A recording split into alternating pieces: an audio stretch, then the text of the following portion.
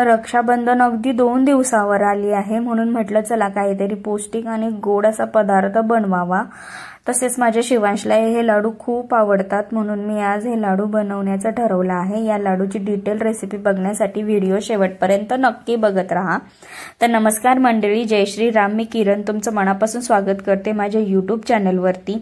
तर हे लाडू बनवायला अतिशय सोपे आणि खूप कमी साहित्यामध्ये बनवून तयार होतात आणि खायलाही खूप पौष्टिक आहेत। हे लाडू बनवण्यासाठी मी इथे 1 वाटी काजू, 1 वाटी बदाम, 1 वाटी साखर आणि पाव खोबरं आणि पाव किलो खारीकचा वापर केला आहे। तसेच 1 मोठा चमचा मी इथे डिंकही घेतला आहे।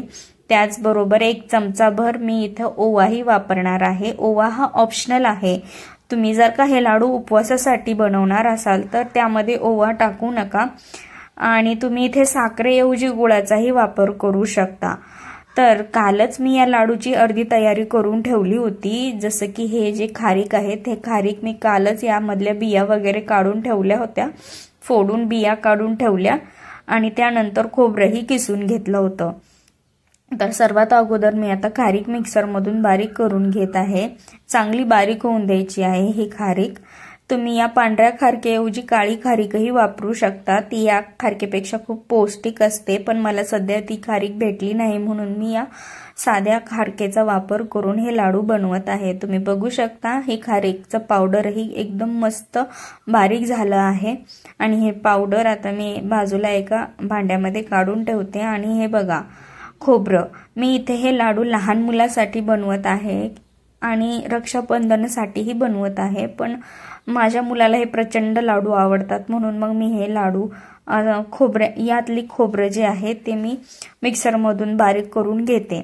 जरी आता तुम्हाला हे लाडू जर मोठ्या माणसांसाठी बनवायचे असतील तर हे खोबरं तुम्ही असंच वापरू शकता, किसलेल्या खोबऱ्यापासूनही तुम्ही हे लाडू बनवू शकता।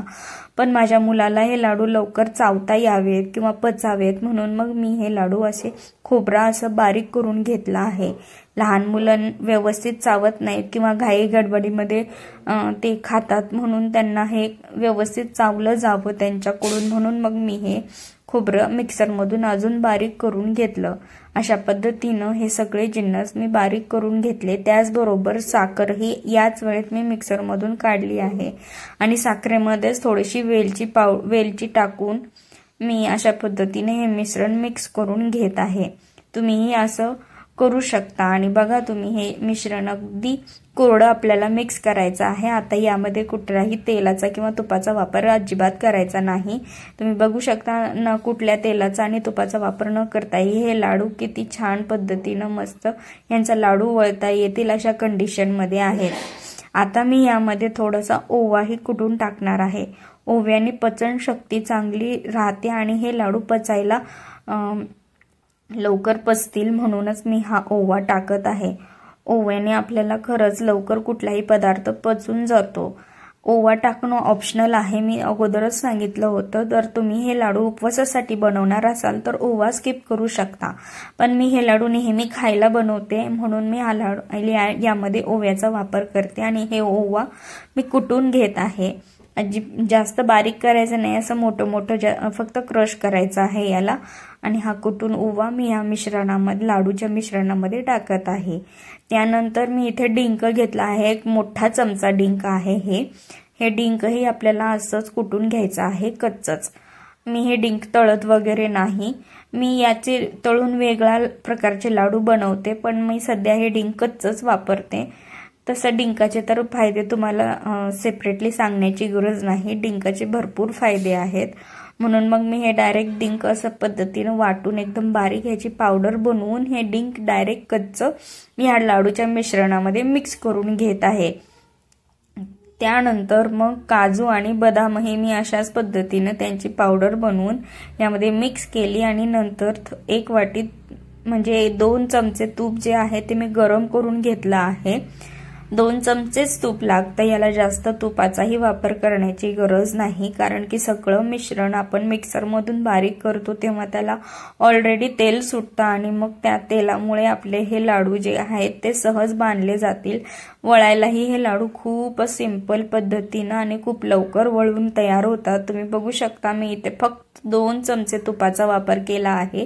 सध्या पावसाचं वातावरण असल्यामुळे हे तूप असं घट्ट होऊन बसलं आहे, म्हणून मी इथं गॅसचा वापर करते। अन्यथा हे लाडू बनवण्यासाठी आपल्याला गॅसचाही वापर करण्याची गरज नाही, कारण की फक्त तूप मेल्ट करण्यासाठी मी इथे गॅसचा वापर केला आहे।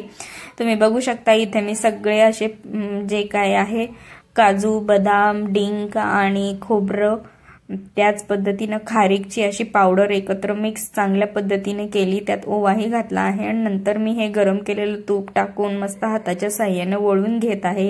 हे लाडू बनवायला खूप सोपे आहेत आणि अतिशय पौष्टिक आहेत, म्हणूनच मी हे लाडू बनवायचे ठरवले। तसं तर बाजारामध्ये भरपूर प्रमाणामध्ये मिठाई आता अवेलेबल्स आहेत, पण मला या अजिबात नाही आवडत, म्हणून मी घरच्याच बनवलेले या लाडूचा वापर करून माझे रक्षाबंधन सेलिब्रेट करणार आहे। तुम्हाला हा लाडूची रेसिपी कशी वाटली मला नक्की कमेंट करून सांगा आणि तुम्ही हे लाडू नक्की ट्राय करा। त्यानंतर आम्ही आमच्या घराजवळ असलेल्या एका गार्डनमध्ये गेलो, तिथे खूप सारे ससे होते आणि त्या सशांना पाहण्यात माझ्या शिवांशला खूप आनंद होत होता। हे ससे दिसायला खूप क्यूट आणि खूप सुंदर आहेत। याचप्रमाणे या गार्डनमध्ये भरपूर खेळायला जागाही आहे। मी आठवड्यातून 1-2 दिवस तरी इथे येतेच, पण शिवांशला हा सशांना खाऊ द्यायला खूप आवडतं, म्हणून आम्ही नेहमी या गार्डनमध्ये जात असतो। तुम्ही बघू शकता सस्याला पाहून शिवांशला किती आनंद होतोय आणि तू बघा आता गवत शोधायला निघालेला आहे, पण त्याच्या बाबांनी त्याला लगेच सांगितलं की थांब मी तुला गवत तोडून वगैरे देतो। त्यांनी दोघांनी अशा पद्धतीने सशांना गवत खाऊ घातलं आणि ससेही ते गवत खूप खाऊन एन्जॉय करत होते। लहान मुलांचा स्क्रीन टाइम कमी करण्यासाठी म्हणजेच टीव्ही, मोबाईल पासून थोडा वेळ दूर ठेवण्यासाठी हा खूप चांगला ऑप्शन आहे।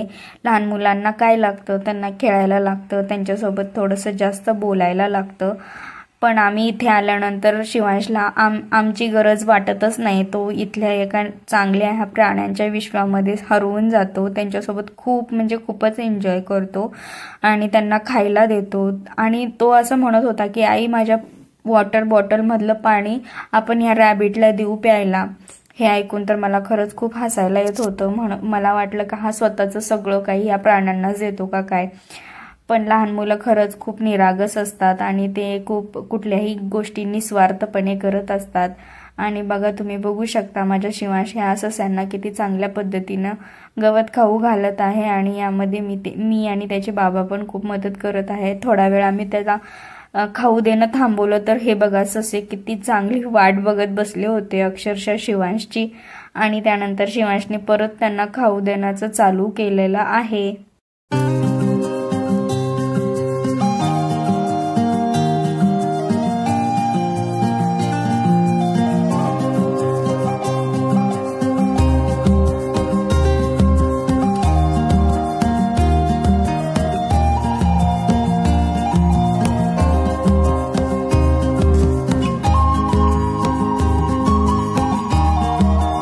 सशांना पोटभर गवत खाऊ घातल्यानंतर शिवांश म्हणाला आई मला बोटेमध्ये बसायचं आहे।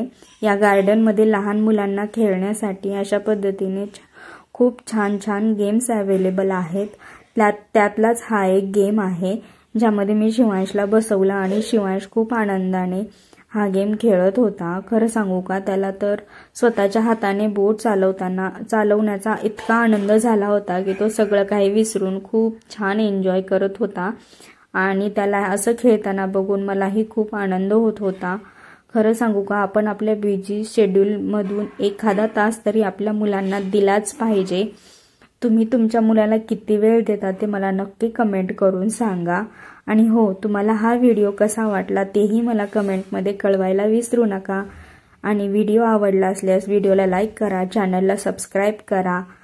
भेटूया आपण पुढच्या ब्लॉगमध्ये। बाय।